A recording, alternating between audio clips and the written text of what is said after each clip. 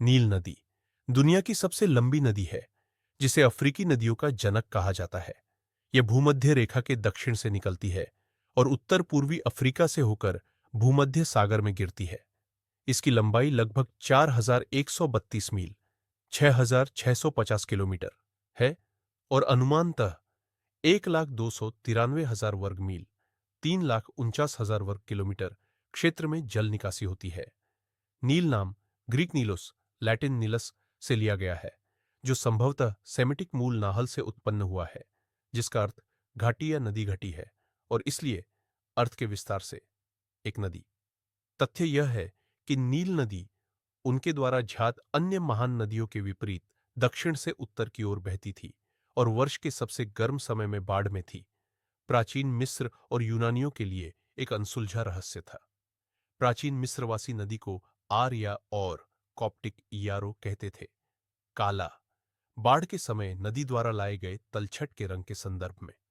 नील नदी की मिट्टी इतनी काली है कि भूमि को इसका सबसे पुराना नाम केम या केमी मिला है, जिसका अर्थ भी काला है और अंधकार को दर्शाता है।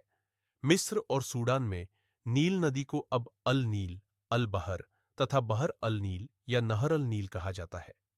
द नील नदी बेसिन, जो महाद्वीप के लगभग 10वें हिस्से को कवर करता है, प्राचीन दुनिया में उन्नत सभ्यताओं के विकास और पतन के लिए मंच के रूप में कार्य करता है। नदी के तट पर वे लोग रहते थे जो कृषि की कला को विकसित करने और हल का उपयोग करने वाले पहले लोगों में से थे।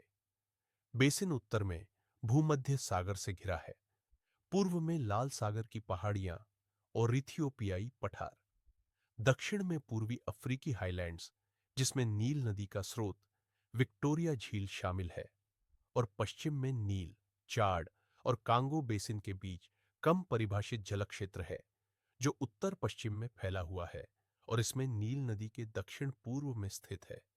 सूडान के मर्राह पर्वत, अल मिस्र का जिल्फ अल कबीर पठार और लीबियाई रेगिस्तान, सहारा का हिस्सा